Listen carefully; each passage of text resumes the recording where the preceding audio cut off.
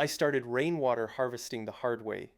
Last week it lashed down here in Belfast, and I stood at the back door with a mug of tea watching the lot pour off my roof, down the pipe and into the drain. Hundreds of liters of the best water my garden will ever get, gone. And I was about to pay the water company for more. I am Mikkel. Today, 2 questions. Is rainwater really better? And how much are you pouring away? So, is rainwater actually better? Or is that just gardener's folklore? Mostly it is real, and it comes down to chemistry. Rainwater is soft.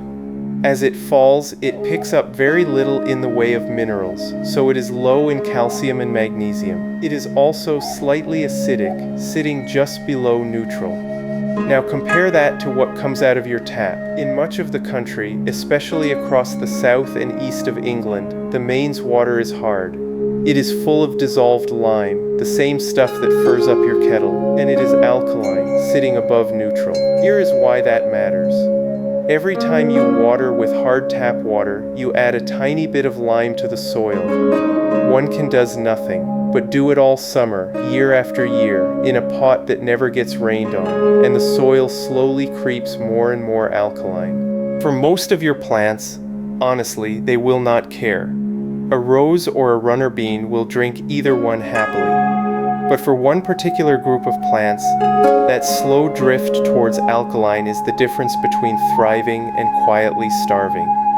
And that is who we need to talk about. There is a group of plants we call ericaceous, the lime haters.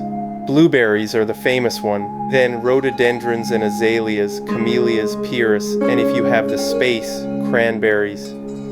These plants evolved on acidic ground, and they share one very particular problem. They can only take up iron when the soil is acidic. Push the pH up with hard tap water, and the iron is still there in the soil, but it gets locked away where the roots cannot reach it. The plant starves of iron while standing in plenty of it. You see it in the leaves. The new growth turns yellow, but the veins stay green. Gardeners call that chlorosis.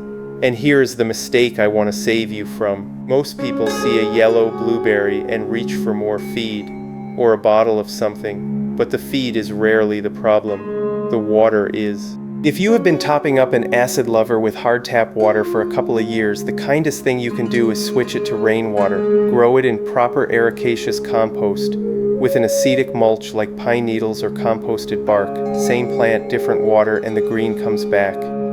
Which brings us to the most famous water trick in the garden, the blue hydrangea. You have probably heard that acidic soil turns a hydrangea blue and alkaline soil turns it pink. So surely if you water it with soft acidic rainwater, you get blue flowers. Well, sort of. It is true that rainwater helps by keeping the soil on the acidic side. But the color is not just about acid. To go properly blue, the plant also needs aluminium available in the soil, and it needs to be a variety that can turn blue in the first place. A white hydrangea will stay white no matter what you pour on it, so rainwater alone will not flip the switch. What it does is set the stage. It keeps the soil acidic, which keeps the aluminium available, which lets the right variety show its blue. Change the water, and you slowly change the soil.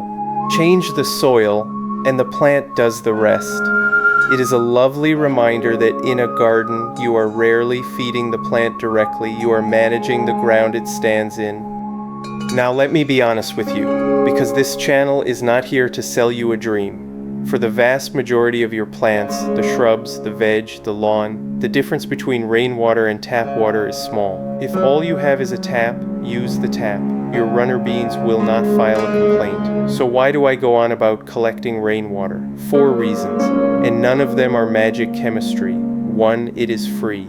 2, if you are on a water meter, every butt you fill is water you are not paying for. There was a lovely post on the gardening forum. Someone said their hydrangeas push their water bill up every summer, and they would not have it any other way. I know that feeling. 3, and this is the big one for a British summer. A hosepipe ban stops the hose. It does not stop you dipping a can into your own water butt.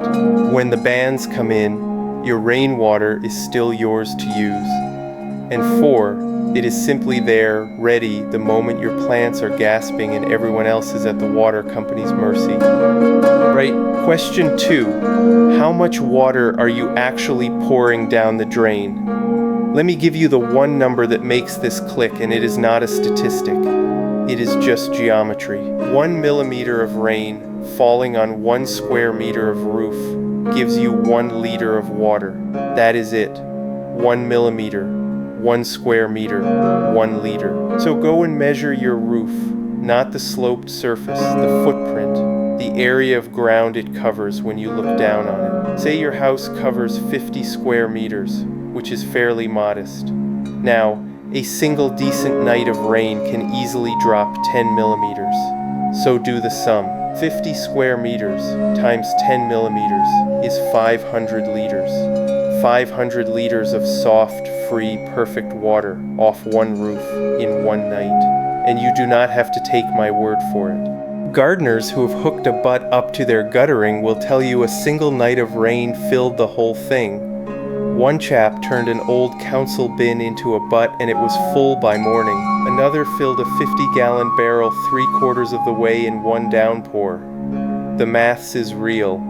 The only question is whether you catch it or let it run down the drain like mine did. So, how do you actually catch it? It is one of the easiest jobs in the garden. You need a water butt and a diverter for your downpipe. The diverter is a small fitting that cuts into the pipe running down from your gutter. When the butt is full, it sends the extra back down the drain so you never soak the wall of the house. A few sensible things make it work far better. Stand the butt up on blocks or a proper stand that gives you room to get a can under the tap, and it gives you a little bit of pressure. Point the overflow away from the house, not at your foundations. Keep the lid on. That keeps the leaves out, keeps the water cleaner, and more importantly, keeps it safe if there are little ones about. And fit a decent tap at the bottom. The standard ones dribble. There was a whole thread of allotment folks celebrating a wide, full-bore tap that fills a watering can in seconds. It is the small upgrade nobody ever regrets, and one butt is never quite enough in a dry spell. You can link a second to the first with a simple connector so the pair fill and empty as one. Now, one honest catch before you get carried away. Can you plumb that butt straight into an automatic watering system? Usually, no. The water in a butt is gravity fed. Stand it up on blocks and you still get barely 1/10 of a bar of pressure. That is nowhere near enough to open the valve in most timers, or to push water through a drip line. So here's how it actually works on my own tap. The mains beds run on the Johgee 4-zone timer every morning at 6, whilst I am signing on at the depot. The butt and the watering can handle the acid lovers by hand. 2 water sources, 2 jobs, and they stay out of each other's way. And if your whole plot runs off butts in a can already, then you do not need a timer at all. There is no shame in a watering can. Before I let you go, I have to tell you about the British gardener and the water butt, because it is a genuine national obsession. On the gardening forum, one of the most popular running jokes is a thread titled, simply, "Rate my butt." People post proud photographs of their setups for marks out of 10. Someone turned their ugly old green council bin into a butt, and in their own words, it is now the second ugliest thing in the garden. And there is a classic post every gardener recognizes, a fella owning up. "It was me, I am sorry, I caused the drought. I bought a water butt 6 weeks ago, and it has not rained since." That is the British gardener in one sentence. Self-deprecating, skint, and quietly obsessed with catching free water. And honestly, I am right there with them. My own butt has not dropped below the top mark since autumn. Belfast has its perks.